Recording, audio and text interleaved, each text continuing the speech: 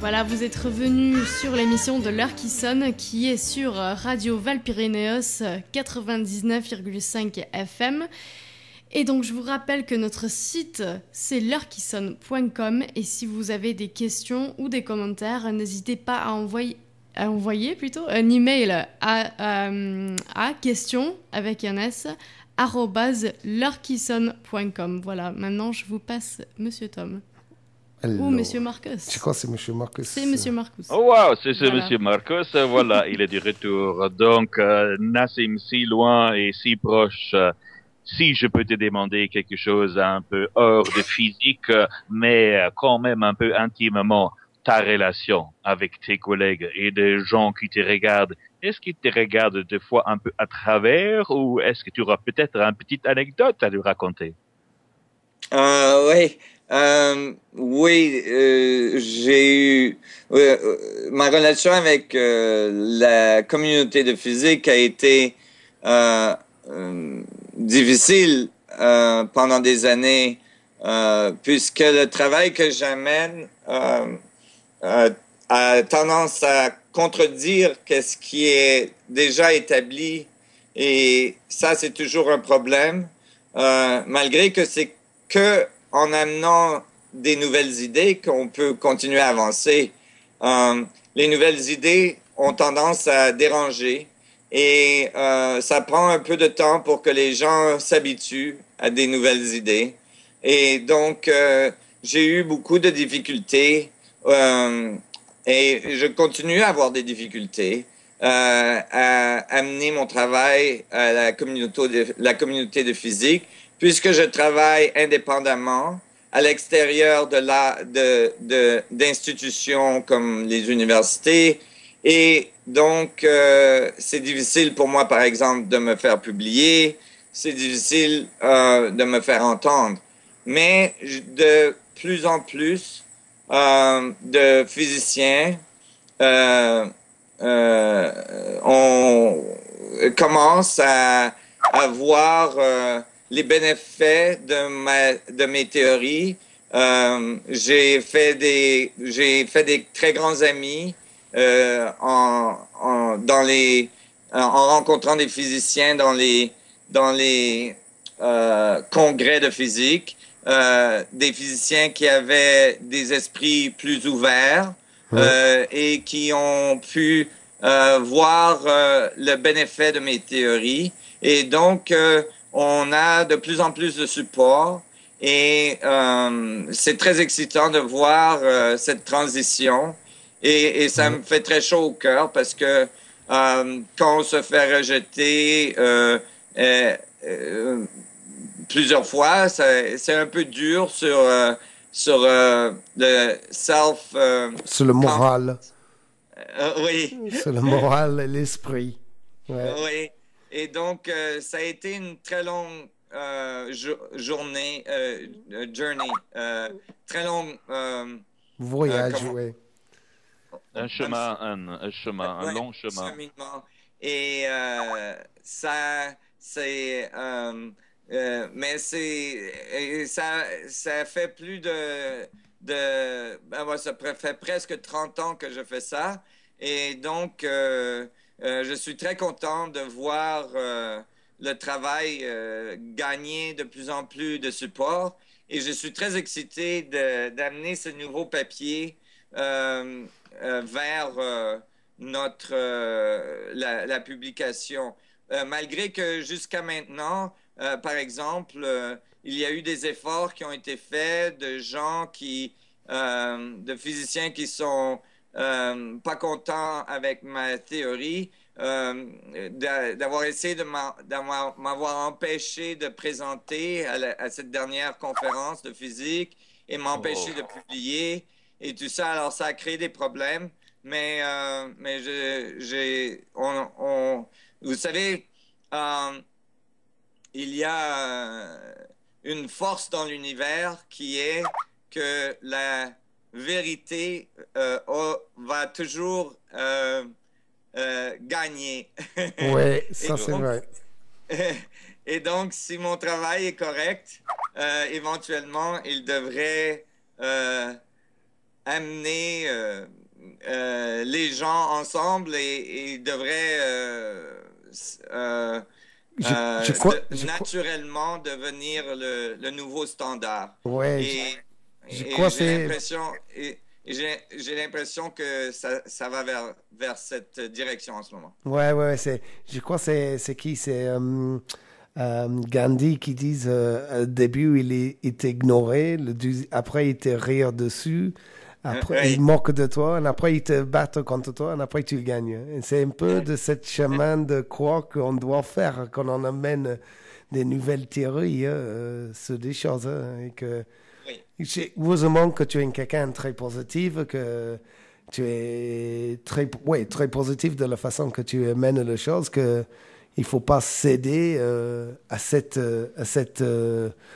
attaque, si tu veux, sur le côté moral et l'esprit, et que tu as eu, comme tu disais, tu publies le papier avec l'Université de Liège, et que peut-être pas dans le futur, pourquoi pas dans le futur, d'avoir quelque chose qui approche le prix Nobel dans cette section-là. Ça peut être assez intéressant, quoi. C'est génial, ouais. Alors, je ne sais pas, mais tu sais, le papier a été publié à l'Institut de physique américain. Ah oui, voilà. Pas l'Université de Liège. Oui. Mais, et la conférence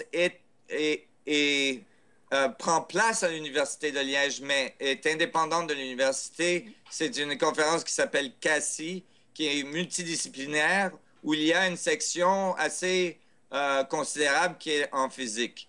Et donc, c'est à tous les 2 ans.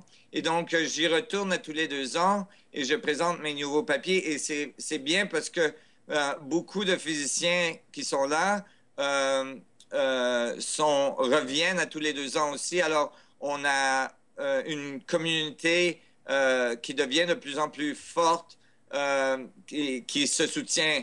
Et on est devenus bons amis ensemble et collègues, et on peut collaborer et avancer plus vite comme ça. Ah oui, c'est une acceptation par la communauté de physique. C'est aide les choses, oui, sans doute.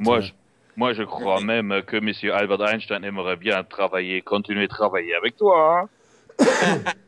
Ben, moi, j'aimerais bien avoir Albert pour m'aider un peu. Là. Peut-être il va revenir, on va voir. Hein? Ouais, et peut-être il est là en esprit, peut-être. Ouais, mais c'est... Alors, si on revient à les théories que tu mets en place pour le système solaire, pour notre galaxie, si j'ai bien compris, et que c'est peut-être mon malcompréhension, mais quand tu calcules le poids d'un atome ou de le nucléaire d'un atome, tu as bien compris le poids de l'univers, en fait. Oui, c'est ça qui est incroyable. Alors là, il faut faire un peu de pas en arrière pour que les gens comprennent. Et puis après, on peut avancer.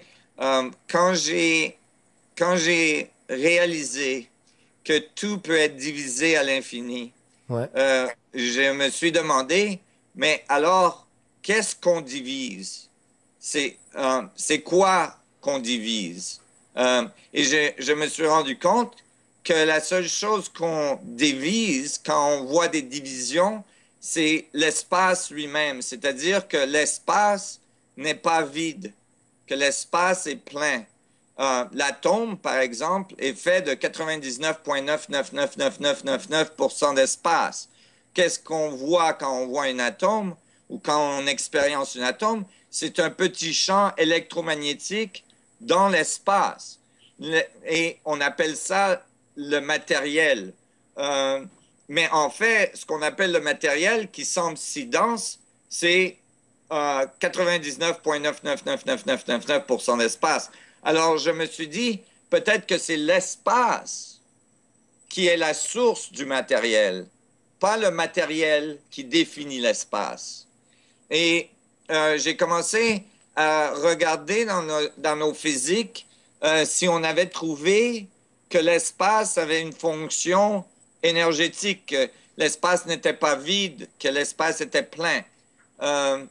Et j'ai trouvé éventuellement que, en fait, on avait découvert ça il y a presque 100 ans, que en physique quantique, quand on a regardé l'espace à l'intérieur de l'atome, on s'est rendu compte que la structure de l'espace-temps à l'intérieur de l'atome est pleine d'énergie. En fait, l'équation dit que l'espace à l'intérieur de l'atome a de l'énergie à l'infini. Et ça fonctionnait très bien avec la philosophie que j'avais développée, que l'espace, en fait, est le médium qui connecte tout. C'est-à-dire, il y a de l'espace partout. Il y a de l'espace entre les galaxies, entre les planètes, entre les soleils, entre les planètes, entre les atomes. À l'intérieur de l'atome, l'espace n'est pas vide, mais il est plein de l'énergie de toutes les choses dans l'univers. Et puisqu'il serait holographique et fractal, il devrait contenir l'information de toutes choses dans chaque point. Et donc, c'était très, très excitant quand j'ai regardé le nucléi... Oh, on a un peu de feedback. Oui, exactement, oui. Voilà, ça c'est mieux. Quand j'ai regardé le nucléi de l'atome, je me suis rendu compte que si je prenais un proton et je regardais dans ce proton, alors un proton, c'est dans le nucléi de l'atome, c'est très, très, très, très, très petit. Ouais. Vous imaginez que qu'un proton, le volume d'un proton est très, très, très petit, 10 au moins 39 puissance. Et j'ai calculé combien de cette énergie du vide, de l'espace, du vide, est présent à l'intérieur du proton. Mon calcul m'a donné l'exacte masse de l'univers. Et donc, ça a supporté le concept que l'espace a l'information de tous les autres protons dans l'univers présents dans chaque proton. Et ça nous donne le support nécessaire pour continuer de penser que notre univers est holographique. Et j'ai utilisé donc dans ce dernier papier des équations holographiques de relations géométriques pour décrire à partir du proton notre univers entier et les résultats sont exacts. C'est-à-dire, j'obtiens des résultats exacts pour la gravité, pour le nombre de particules dans notre univers, pour la masse de l'univers, pour la grandeur de l'univers et pour la masse standard du proton et tout ça. Et toutes ces solutions sont très, très, très exactes. Ben, là, Nassim, moi, je commence avec mon petit cerveau à avoir une question tout bête et tout simple. Comment on peut définir quelque chose d'indéfini? Un univers, c'est indéfini. Comment tu peux trouver la masse de cet infini? Mais c'est ça. C'est que on imagine notre univers comme une bulle. Une bulle qui flotte dans une plus grande bulle. Et cette bulle-là qui flotte dans une plus grande bulle et jusqu'à l'infini.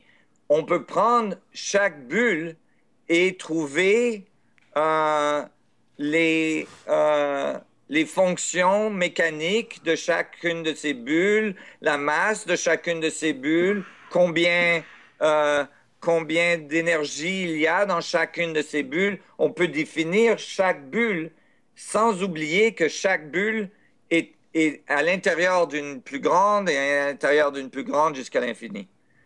Oui, d'accord. Sans avoir ces moments expansifs.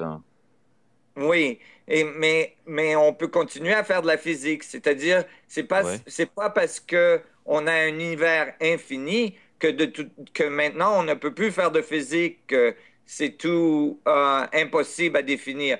Non, on peut continuer à faire de la physique, mais quand on fait cette physique, on définit que cette physique décrit qu'une échelle dans une échelle de structure infinie. Donc, c'est la physique qui se limite dans son librement, quoi. Oui, c'est ça. On ouvre la physique, on amène la physique à décrire un système ouvert jusqu'à l'infini, mais en décrivant les détails dans un système fermé, dans un système linéaire. C'est-à-dire, par exemple, dans ce papier, je prends le petit proton et je dis, OK, combien il y a de cette énergie du vide, de fluctuation d'énergie du vide sur la surface de ce petit proton.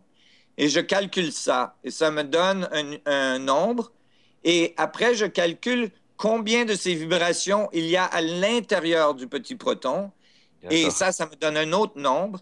Et quand je divise l'un avec l'autre, j'obtiens la gravité, la solution pour la gravité pour le proton exacte. Alors, par relation géométrique de ces vibrations de l'univers, je peux obtenir des fonctions mécaniques très claires.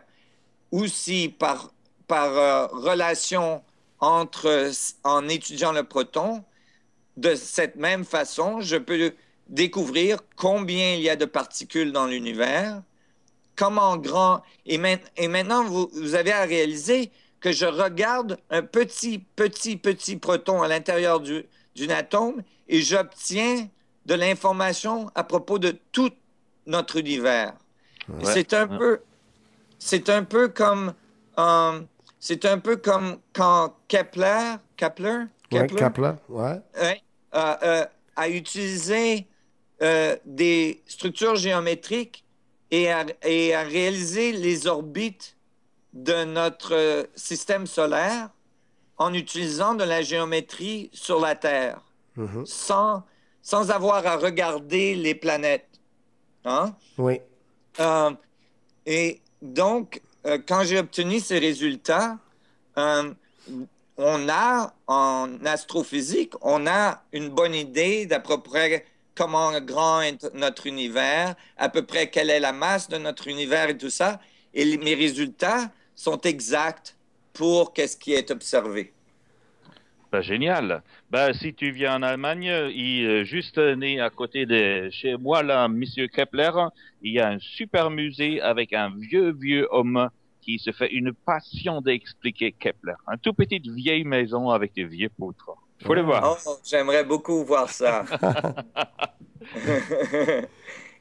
Et donc, vous savez, ce qui est bien, c'est que là, on obtient vraiment comme une règle pour l'univers. On obtient comme on dit un yardstick en anglais. Ouais. Un mètre. Attends, je comprends pas, un yardstick. Un mètre en français. Oui. Parce que c'est métrique. Oui. Ou bien, vous pouvez penser comme un standard. Voilà. De structure géométrique pour l'univers. Et à partir de ce standard, on peut obtenir exactement comment chaque proton est connecté avec tous les autres protons dans l'univers. Mm-hmm. Et ça, c'est ce qui est remarquable aussi, c'est que ces équations nous disent que tout est connecté, que rien ne peut être isolé, puisque tout est à l'intérieur de l'univers. Et cet univers est dans un plus grand, et cet univers est dans un plus grand. Et donc, avec ce standard, maintenant, on peut savoir combien de nos univers il y aurait dans un plus grand univers, combien de ces univers il y aurait dans un plus grand univers et tout ça. Et maintenant, on peut comprendre la structure de notre existence, du plus petit au plus grand, et de la relation entre ces structures. Et ça ouvre des portes pour des technologies incroyables. Oui. pas seulement pour les technologies, aussi pour les idées comme l'homme peut vivre. Ça veut dire ça efface la mort, la vie, ça met tout en relation. Ça veut dire une autre importance dans la vie aussi dans le sens spirituel. Oui, absolument. Au niveau philosophique et spirituel aussi, ça rejoint beaucoup de choses que les grands maîtres nous ont dit depuis des centaines d'années, que tout est en relation avec tout, qu'il y a une énergie à la base de tout qui connecte toutes les choses, que tout est un, que tout est unifié. Et ces équations nous montrent exactement que ça, c'est le cas, mais de façon mathématique, de façon physique, pour qu'on puisse comprendre comment... C'est une chose de dire tout est relié, tout est un, mais de comprendre comment c'est possible que tout soit un, c'est très important. Je crois que c'est une des plus importantes choses pour les gens de comprendre. C'est pas la peine, on peut savoir qu'est-ce que c'est une voiture si on ne sait pas comment conduire. C'est reste toujours un objet qu'on ne peut pas vraiment toucher. Mais, exactement. Et puis aussi, quand on comprend ces choses, on peut appliquer ces choses au niveau technologique pour créer des possibilités pour l'humanité qu'on ne peut pas imaginer en ce moment. Oui, exactement. Oui, un futur qui est beaucoup plus écologique, sans doute. Oui, beaucoup plus écologique, où on est beaucoup plus aligné avec les structures fondamentales de l'univers, au lieu de se battre contre l'univers, au lieu de se battre contre la gravité, par exemple, pour aller sur la Lune. On peut utiliser la gravité, si on sait comment elle fonctionne, pour voyager dans l'espace. On peut extraire de l'énergie de ce vide qui est plein d'énergie, si on comprend comment il fonctionne. Et tout d'un coup, on peut libérer notre société, on peut libérer l'humanité d'être... ensclavé, enchaîné de l'ancien système d'explosion. Dépendant du matérialisme, quoi. Oui, exactement. Exactement. Et ça, c'est très intéressant. C'est beaucoup de relations avec le fréquence, avec la vibration. Comme ton site Internet, ils disent, il faut dire ton site Internet, s'appelle theresonanceproject.org, si je ne me trompe pas. Oui, theresonanceproject.org. Voilà, que les gens ils peuvent regarder, ils peuvent voir beaucoup plus d'informations sur ce côté aussi, ouais. Et que ça, c'est la résonance, la fréquence qui donne forme la matière qui connecte nous tous, quoi. Oui, c'est ça. Toutes ces échelles de l'infiniment petit à l'infiniment grand sont en relation l'un avec l'autre, par effet de résonance dans la structure du vide. Et donc, l'information est en relation avec d'autres informations, en relation de résonance.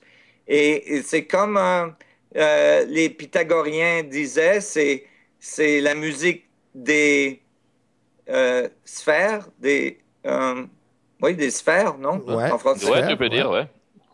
Et Music of the Spheres en anglais. Ouais. Et donc, c'est l'univers qui chante et qui crée en chantant. On voit aussi, on commence à voir aussi dans cette nouvelle physique la possibilité de pouvoir comprendre comment la conscience, quel rôle la conscience a joué là-dedans. On peut voir que à partir de ces équations de feedback, que la conscience, en fait, c'est une structure de feedback. C'est quelque chose qui apprend à propos, qui sait qu'il existe. Et donc, ça demande un feedback. Il faut se voir dans le miroir, pour continuer avec ton exemple, pour savoir qu'on existe. Et donc, il faut avoir un feedback entre l'intérieur et l'extérieur. Et donc, quand on décrit tout l'univers comme ça, on se rend compte que tout l'univers, c'est la conscience. Tout l'univers apprend sur lui-même Et c'est ça qui crée l'évolution.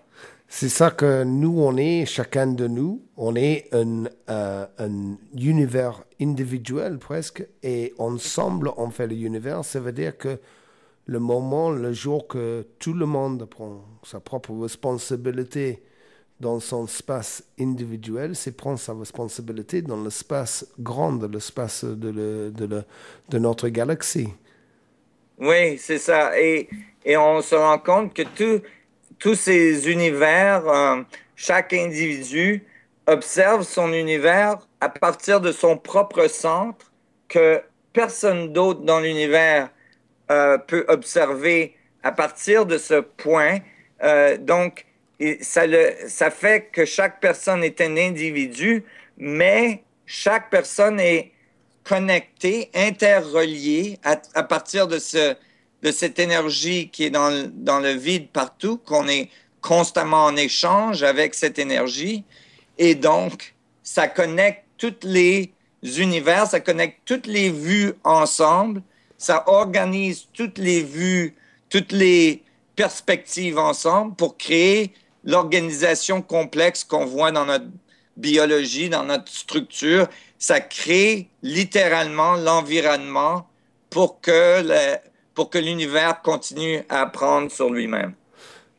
D'accord. Et juste de prendre sur notre tac, si tu veux, pour le moment, est-ce que c'était, parce que on va suivre la conversation, mais est-ce que c'est le fait que, je crois que c'est Einstein qui avait fait une expérience avec un miroir qui disait si mon visage il traverse et il bouge à la vitesse de la lumière, ça veut dire que normalement son visage il doit disparaître dans le miroir en face. Ah, oui. Et qu'à ce moment-là, il avait défini l'idée il y a une vitesse de lumière que rien qui peut aller plus vite que la lumière. Et que c'était cette lumière qui s'est reliée nous tous, si j'ai bien compris. Oui. Oui, là, il y a des complexités qui deviennent un peu... je vais essayer de faire un peu plus simple, mais oui, il y a la vitesse de la lumière qui est notre relation avec le monde extérieur. Ouais. Mais notre relation avec le monde intérieur est instantanée. D'accord. C'est-à-dire comme j'ai vu, par exemple, à l'intérieur du proton, l'énergie équivalente à la masse de l'univers. Oui. C'est-à-dire que quand on passe, vous savez, une particule qui approche un trou noir, elle accélère jusqu'à la vitesse de la lumière et quand elle arrive près de la vitesse de la lumière, à partir d'une observation extérieure, la particule apparaît d'être gelée ou freeze. Gelée, congelée. Congelée, gelée. Congelée, oui. sur la surface du trou noir, parce que le temps devient infini. Mais ça, c'est seulement vrai pour un cadre de référence à l'extérieur du trou noir. Mm-hmm.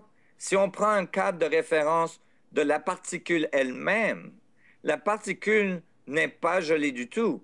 Elle accélère, elle continue à accélérer vers l'intérieur du trou noir, vers la singularité, et elle accélère jusqu'à l'infini. Et donc, la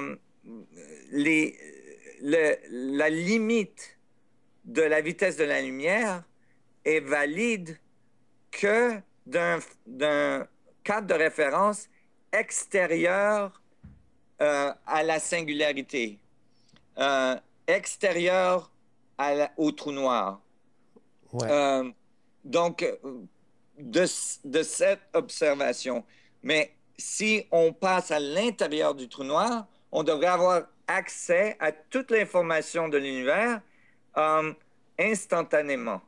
Et c'est pour ça qu'en quantique physique, on a des résultats comme, d'après moi en tout cas, c'est pour ça qu'on a des résultats en quantique, en physique quantique, qui s'appellent entanglement en anglais.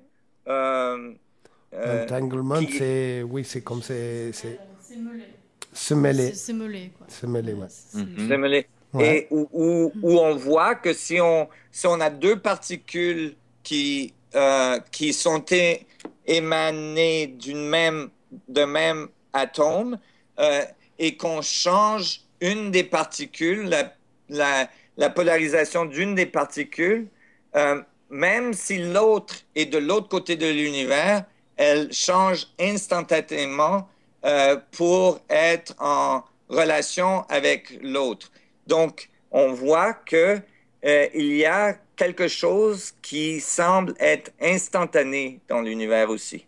Donc, si je traduiserais très, très léger, l'un est le chemin de voir, de savoir, de se connecter, de apprendre, de toucher l'extérieur. L'autre, ce sera pour être l'âme, de sentir avec tout le reste qui existe.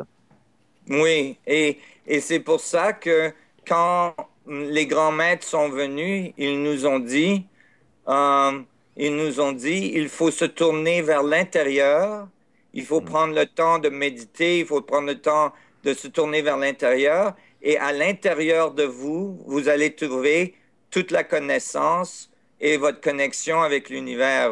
Peut-être qu'il l'appelait Dieu ou il avait différentes choses.